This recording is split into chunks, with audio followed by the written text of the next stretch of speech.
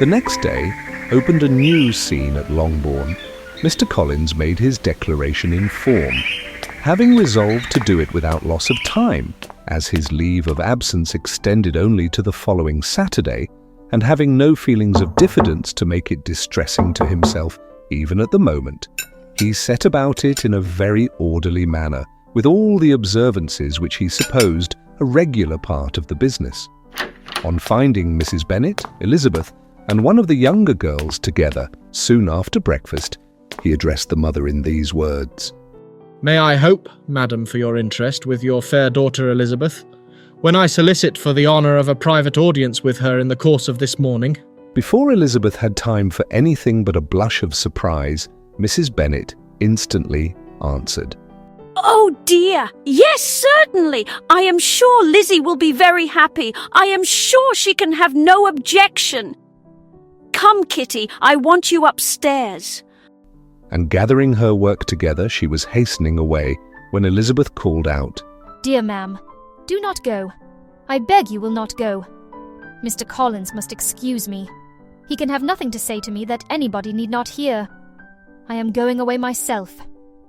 No, nonsense, Lizzie. I desire you will stay where you are. And upon Elizabeth seeming really, with vexed and embarrassed looks, about to escape, she added, "Lizzie, I insist upon your staying and hearing Mr. Collins." Elizabeth would not oppose such an injunction, and a moment's consideration making her also sensible that it would be wisest to get it over as soon and as quietly as possible, she sat down again and tried to conceal, by incessant employment, the feelings which were divided between distress and diversion. Mrs. Bennet and Kitty walked off, and as soon as they were gone, Mr. Collins began, "Believe me, my dear Miss Elizabeth, that your modesty, so far from doing you any disservice, rather adds to your other perfections. You would have been less amiable in my eyes had there not been this little unwillingness. But allow me to assure you that I have your respected mother's permission for this address. You can hardly doubt the purport of my discourse, however your natural delicacy may lead you to dissemble. My attentions have been too marked to be mistaken. Almost as soon as I entered the house, I singled you out as the companion of my future life. But before I am run away with by my feelings on this subject, perhaps it will be advisable for me to state my reasons for marrying, and moreover for coming into Hertfordshire with the design of selecting a wife, as I certainly did." The idea of Mr. Collins, with all his solemn composure, being run away with by his feelings, made Elizabeth so near laughing that she could not use the short pause he allowed in any attempt to stop him farther, and he continued, "My reasons for marrying are, first, that I think it a right thing for every clergyman in easy circumstances, like myself, to set the example of matrimony in his parish. Secondly, that I am convinced it will add very greatly to my happiness. And thirdly, which perhaps I ought to have mentioned earlier, that it is the particular advice and recommendation of the very noble lady whom I have the honour of calling patroness. Twice has she condescended to give me her opinion, unasked too, on this subject. And it was but the very Saturday night before I left Hunsford, between our pools at Quadrille, while Mrs. Jenkinson was arranging Mr. Borg's footstool, that she said, 'Mr. Collins, you must marry. A clergyman like you must marry.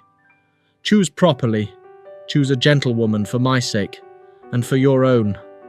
Let her be an active, useful sort of person, not brought up high, but able to make a small income go a good way.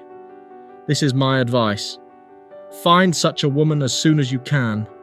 Bring her to Hunsford, and I will visit her. Allow me, by the way, to observe, my fair cousin, that I do not reckon the notice and kindness of Lady Catherine de Bourgh as among the least of the advantages in my power to offer. You will find her manners beyond anything I can describe, and your wit and vivacity, I think, must be acceptable to her, especially when tempered with the silence and respect which her rank will inevitably excite. Thus much for my general intention in favour of matrimony. It remains to be told why my views were directed to Longbourn instead of my own neighbourhood, where I assure you there are many amiable young women. But the fact is that being as I am to inherit this estate after the death of your honoured father, who, however, may live many years longer, I could not satisfy myself without resolving to choose a wife from among his daughters, that the loss to them might be as little as possible when the melancholy event takes place, which, however, as I have already said, may not be for several years. This has been my motive, my fair cousin, and I flatter myself it will not sink me in your esteem. And now nothing remains for me but to assure you in the most animated language of the violence of my affection. To fortune I am perfectly indifferent, and shall make no demand of that nature on your father, since I am well aware that it could not be complied with, and that £1,000 in the 4%, which will not be yours till after your mother's decease, is all that you may ever be entitled to. On that head, therefore, I shall be uniformly silent, and you may assure yourself that no ungenerous reproach shall ever pass my lips when we are married. It was absolutely necessary to interrupt him now. You are too hasty, sir. She cried. You forget that I have made no answer. Let me do it without further loss of time. Accept my thanks for the compliment you are paying me. I am very sensible of the honour of your proposals, but it is impossible for me to do otherwise than decline them. I am not now to learn, replied Mr. Collins, with a formal wave of the hand, that it is usual with young ladies to reject the addresses of the man whom they secretly mean to accept, when he first applies for their favour, and that sometimes the refusal is repeated a second or even a third time. I am, therefore, by no means discouraged by what you have just said, and shall hope to lead you to the altar ere long. Upon my word, sir, cried Elizabeth, your hope is rather an extraordinary one after my declaration. I do assure you that I am not one of those young ladies, if such young ladies there are, who are so daring as to risk their happiness on the chance of being asked a second time. I am perfectly serious in my refusal. You could not make me happy, and I am convinced that I am the last woman in the world who would make you so. Nay, were your friend Lady Catherine to know me, I am persuaded she would find me in every respect ill qualified for the situation. Were it certain that Lady Catherine would think so, said Mr. Collins, very gravely. But I cannot imagine that her ladyship would at all disapprove of you, and you may be certain that when I have the honour of seeing her again, I shall speak in the highest terms of your modesty, economy, and other amiable qualifications. Indeed, Mr. Collins, all praise of me will be unnecessary. You must give me leave to judge for myself, and pay me the compliment of believing what I say. I wish you very happy and very rich, and by refusing your hand, do all in my power to prevent your being otherwise. In making me the offer, you must have satisfied the delicacy of your feelings with regard to my family, and may take possession of Longbourn estate whenever it falls, without any self-reproach. This matter may be considered, therefore, as finally settled.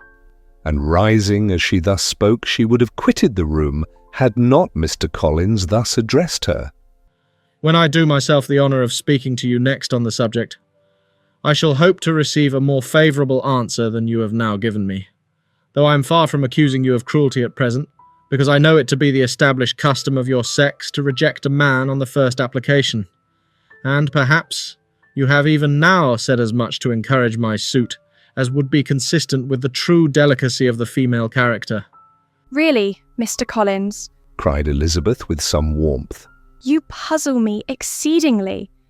If what I have hitherto said can appear to you in the form of encouragement, I know not how to express my refusal in such a way as may convince you of its being one. You must give me leave to flatter myself, my dear cousin, that your refusal of my addresses are merely words of course. My reasons for believing it are briefly these. It does not appear to me that my hand is unworthy of your acceptance, or that the establishment I can offer would be any other than highly desirable. My situation in life, my connections with the family of de Bourgh, and my relationship to your own are circumstances highly in my favour, and you should take it into further consideration that, in spite of your manifold attractions, it is by no means certain that another offer of marriage may ever be made you.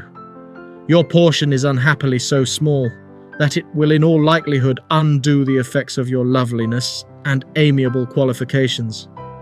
As I must therefore conclude that you are not serious in your rejection of me, I shall choose to attribute it to your wish of increasing my love by suspense, according to the usual practice of elegant females.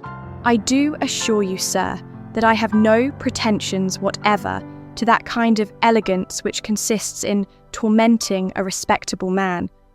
I would rather be paid the compliment of being believed sincere. I thank you again and again for the honour you have done me in your proposals, but to accept them is absolutely impossible. My feelings in every respect forbid it. Can I speak plainer? Do not consider me now as an elegant female intending to plague you, but as a rational creature speaking the truth from her heart. You are uniformly charming, cried he with an air of awkward gallantry. and I am persuaded that, when sanctioned by the express authority of both your excellent parents, my proposals will not fail of being acceptable. To such perseverance in wilful self-deception, Elizabeth would make no reply, and immediately and in silence withdrew, determined that if he persisted in considering her repeated refusals as flattering encouragement to apply to her father, whose negative might be uttered in such a manner as must be decisive, and whose behaviour at least could not be mistaken for the affectation and coquetry of an elegant female. Hi everyone, it's Riley here. Well, that escalated quickly. Mr. Collins thought he was doing Elizabeth a favor. Turns out, she had other plans. What a proposal. And what a rejection. Stay tuned for the next episode and don't forget to subscribe Top Video Book channel.